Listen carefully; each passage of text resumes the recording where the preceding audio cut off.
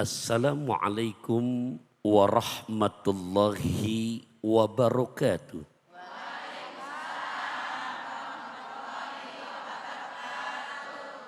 Hamdan wa syukran lillah.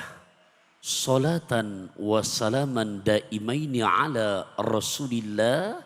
Sayyidina wa maulana Muhammad ibn Abdillah. La haula wa la quwata illa billah. Para pemirsa Cahaya Hati Indonesia, wabil khusus kepada ayahanda ibunda di Majlis Tercinta Masjid Az-Zikro. Bahasa saya untuk semuanya, metik tomat yang ada di taman, buat semur dan soto kaki. Salam hormat dari saya Taufikur Rahman. Semoga semuanya yang hadir terus panjang umur, murah rezeki. Amin. Wah, kalau udah ngomong rezeki yang ngantuk amin kenceng aja. Sepat, gabus, lele, lohan, cepet, bagus, enggak bertele-tele karena jamaah juga udah enggak tahan. Mau ngaji. Ya.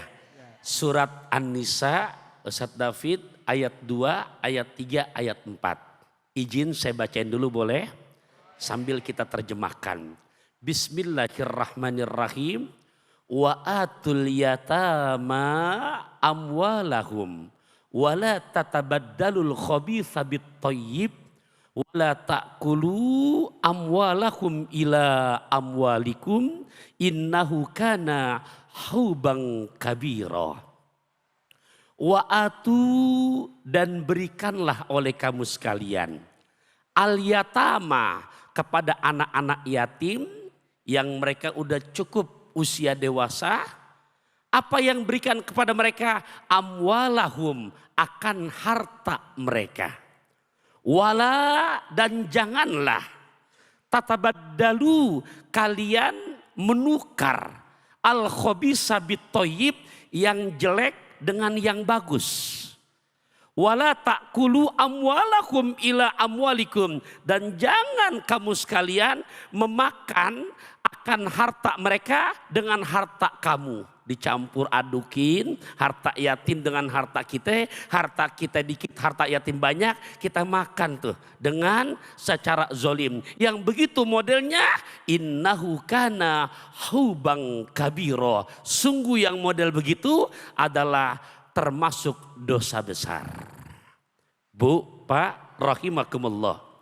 Ini perihal yatim yang kalau kita lihat di dalam sejarah sampai Nabi memberikan jaminan. Apa kata Kanjeng Nabi? Khairu baitin fil muslimin baitun fihi yatimun yuhsanu lahu. Sebaik-baik rumah di muka bumi adalah rumah yang di dalamnya ada anak yatim dan diperlakukan dengan sebaik-baiknya.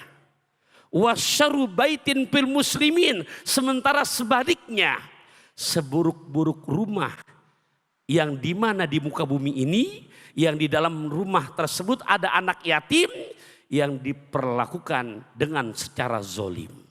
Jadi buat mereka yang berbuat zolim kepada anak-anak yatim, jujur, arem-arem berasa anget. Cakep. Sanksinya serem banget. Bahkan tambahan lagi, ini sebelum pindah ke ayat ketiga, apa kata Kanjeng Nabi? Nih tolong nih, yang suka berbuat zolim sama anak yatim. Yang kadang-kadang yatim hanya dijadikan kedok untuk nyari pemasukan dana. Yatim. Akhirnya para dermawan mau nyumbang. Tapi begitu harta dapat, anak yatim masih kelaparan, panitia udah pada kekenyangan. Banyak gak zaman now begitu tuh? Banyak. Nah, sampai Nabi menyebutkan arbaun hakun alallah. Said Ahmad Al-Hashimi dalam kitab Mukhtarul Ahadisin Nabawiyah wal Hikamil Muhammadiyah, ini saya bacain hadisnya. Bermula 4 hal. Hak oleh Gusti Allah an la yudkhilahumul jannata. Enggak bakalan Allah masukkan ke dalam surganya. Wala yuzikohum naimaha, dan gak bakalan 4 kelompok ini merasakan kenikmatan yang begitu indah dari surganya Allah. Siapa mereka? Ada berapa tuh? Ada berapa? Tolong nih ya, bawa emping dari Serang buat dimakan di hari Sabtu. Pasar Kuping biar terang, saya mau sebutkan satu persatu. Oke? Ada cengkeh, ada kue putu. Oke, kalau begitu. Biar nggak tegang. Ya, siapa mereka? Satu, kata Kanjeng Nabi Ustaz David, mudminu khamrin, peminum khamar. 2, kata Nabi siapa lagi? Akilur riba, pemakan riba. Yang ketiga yang kita lagi bahas, akilu malil yatim bi ghairi zulmin.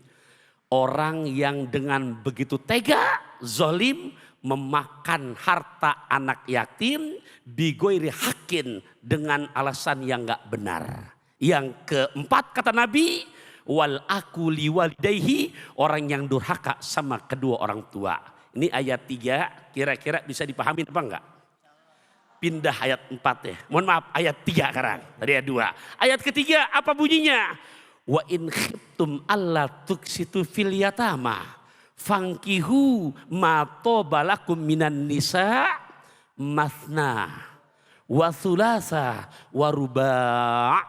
Fa in khiftum alla ta'dilu fawahidatan aw ma malakat aymanukum dzalika adna alla ta'ulu.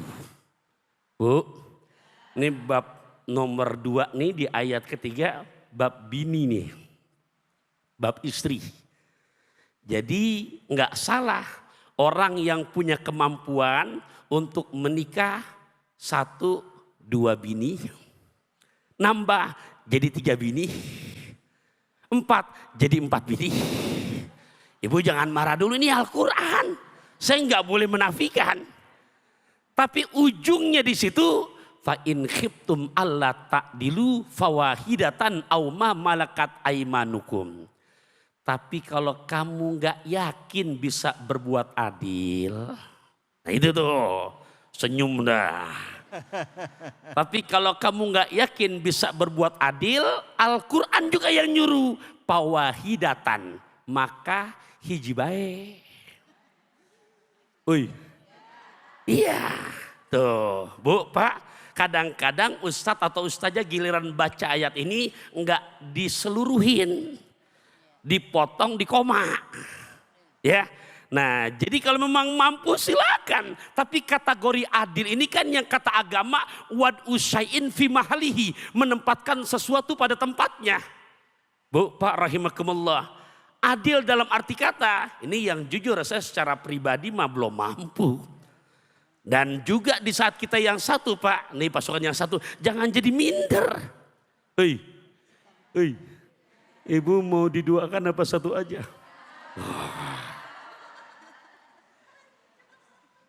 Buat para pejuang suami di saat dia mampu berbuat adil. Tapi kalau nggak mampu, Allah memberikan solusi satu. Dan di saat kita berjuang Pak untuk kebahagiaan anak bini kita, nih hadisnya saya bacain. Ibu ntar kasih tahu ke suaminya. Inna minaz zunubi. Pak, kira-kira kita punya dosa apa enggak? Di kita apa banyak? Yuk dengerin nih hadis. Inna minaz zunubi, sungguh dari dosa-dosa suami. Bentuknya jamak di situ. Zunuban, di mana dosa-dosanya tidak bisa rontok dengan banyak sholatnya. Tidak bisa rontok dengan banyak puasanya. Tidak bisa rontok dengan hajinya. Tidak bisa rontok dengan puasanya, umrohnya. Tapi dosa-dosa suami Allah ampuni, Allah hapuskan di saat dia berikhtiar, berjuang, betul-betul adil untuk membahagiakan bini dan anak-anaknya. Demen banget dah. Jadi bini kita nggak minta banyak Pak. Kalau memang nggak mampu berbuat adil, jangan maksain. Tapi di saat kita berjuang untuk membagian mereka, istri nggak minta banyak. Aku mau dibelikan tinta, tapi tinta yang dari Belgia. Aku mau bang kau bicara cinta, tapi yang membuat hatiku selalu bahagia. Dulu Udah 2 menit ini dikali sisanya. Ayat keempat. Ayat keempat. Wa atu, dan berikanlah oleh kamu wahai para laki, para suami, an-nisaa, terhadap istri. Apa katanya? Sodukotihinna nihla, mas kawin. Hei. Jadi kalau memang nggak mampu ngucapin mas kawin, jangan pakai gengsi. Begitu akad nikah dengan mas kawin ngutang. Boleh. Ketimbang, mohon maaf, dijanjikan mas kawinnya ntar begini, begini, begini. Tapi semuanya flexing. Sekarang zamannya hedon. Dan ingat, wahai para suami atau calon suami, ini sebagai penutup durasi yang di akhir nih, satu hadis. Inna a'dhamaz zunubi indallah. Sungguh dosa yang paling besar di hadapan Allah. Rajulun, seseorang laki-laki yang dia menikahi perempuan. Kemudian setelah dinikahi perempuan, dia udah puaskan hajatnya, udah I love you, you love me, you and me, fabilaf bilaf. Udah ikan betok buah markisa, satu yang dipentok semuanya berasa. Abis dia udah menunaikan hajatnya, udah puas. Tolakoha, dia ceraikan bininya, wazahaba bimahriha, dan dia tinggalkan istrinya dengan membawa mas kawinnya. Tuh dosa yang paling besar untuk seorang suami. Makan lesehan, ngajak suami, mudah-mudahan bisa dipahami.